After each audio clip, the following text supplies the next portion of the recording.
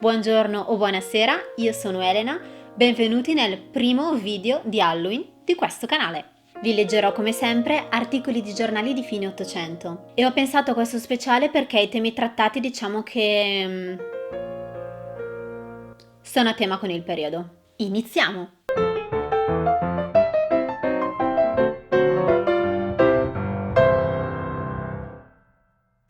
Il primo articolo è decisamente triste e si intitola L'assicurazione dei bambini. È del 1895 e troverete tutte le specifiche nel box informazioni. In Inghilterra i genitori poveri assicurano la vita ai loro bambini. Se questi muoiono, i genitori ricevono dalle rispettive compagnie di assicurazione un modesto importo di denaro, che dovrebbe sopperire alle spese di malattia e funerarie. Da alcuni anni però si venne a constatare che la mortalità dei bambini cresce in ragione del numero degli assicurati. Vi sono alcuni genitori, cioè, i quali quando i loro figli si ammalano non li fanno curare e li lasciano, per conseguenza, morire. Quando essi hanno in mano la fede mortuaria, si presentano alle compagnie di assicurazioni e prelevano la tangente loro spettante. Non occorre dire che le società di questo genere sono parecchie e che la concorrenza è all'ordine del giorno. I primi da pagarsi sono un penny, 6 pence e al massimo uno scellino alla settimana. Le tangenti che vengono pagate in caso di morte sono in proporzione di 5 al massimo 6 sterline. La crescente mortalità ha provocato una viva agitazione contro le compagnie assicuratrici e il Parlamento ha in proposito emanato una legge in forza della quale nessun bambino può essere assicurato prima che egli abbia raggiunto l'età di 2 anni. Dai 2 ai 5 anni le compagnie pagheranno al massimo, per il caso di morte, 2 lire sterline, dai 5 ai 10 anni 3 e dai 10 ai 16 anni 5 lire sterline. Contemporaneamente poi la legge dispone che un bambino non possa essere assicurato. Considerate anche il fatto che solo verso la fine dell'Ottocento i poveri iniziano a non essere considerati degli scansafatiche che semplicemente non hanno voglia di lavorare, ma si inizia a pensare alla povertà come un vero e proprio problema sociale. In più erano convinti che i poveri semplicemente stavano vivendo il destino che Dio gli aveva donato, perché era Dio che decideva dove farti nascere. Il prossimo articolo si intitola Pericoli delle ragnatele ed è del 1892. È uso comune del popolo di ricoprire le ferite sanguinanti con ragnatele. Si crede che queste abbiano un'azione emostatica speciale, benché in fondo non siano che un assorbente qualunque. Il peggio è che tali ragnatele vengono cercate per lo più precisamente negli angoli più sporchi delle stanze, nelle stalle e soprattutto nelle cantine. Yuhu! Sono appunto le ragnatele dalle apparenze più venerabili che sono più pericolose. Coperte da molto terriccio, hanno tutte le probabilità di contenere bacilli pericolosi. Tamassia o Tamassia e Frattini, avendo raccolte parecchie ragnatele in diversi punti della scuola di San Mattia in Padova, provocarono il tetano sperimentale nel 50% delle esperienze. Piccola parentesi.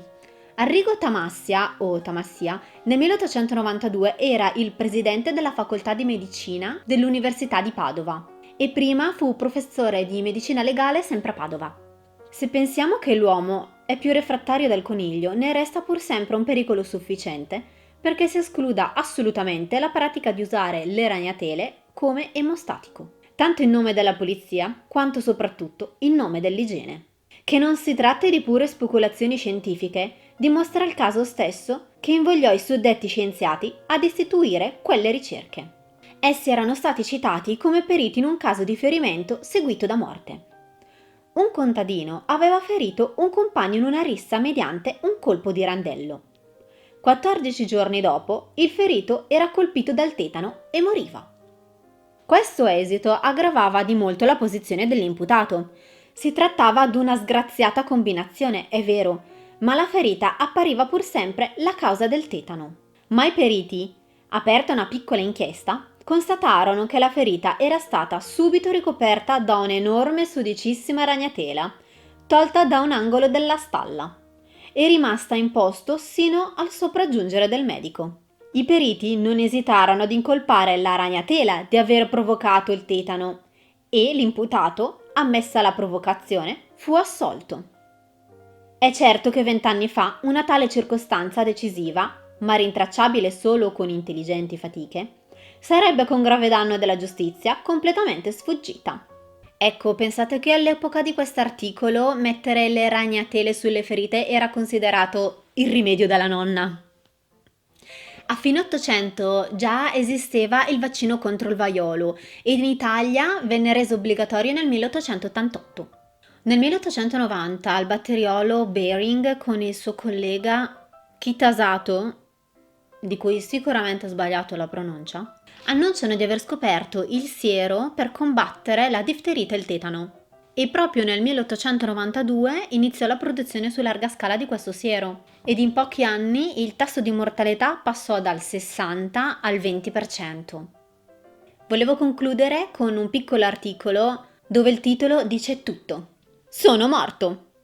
Mentre un negoziante stava scrivendo una lettera ad un suo corrispondente, fu attaccato da un colpo apoplettico, proprio all'istante che l'aveva terminata e che s'accingeva a firmarla. Il pover'uomo spirò dopo pochi momenti, ma il suo commesso, zelante a tutta prova, volendo pure dar corso agli affari della giornata, trovata la lettera compiuta e soltanto mancante della firma del suo principale, vi scrisse sotto queste poche parole. Dopo scritta questa mia lettera, sono morto e perciò non ho avuto il tempo di firmarla. Indi la suggellò e la mandò alla posta.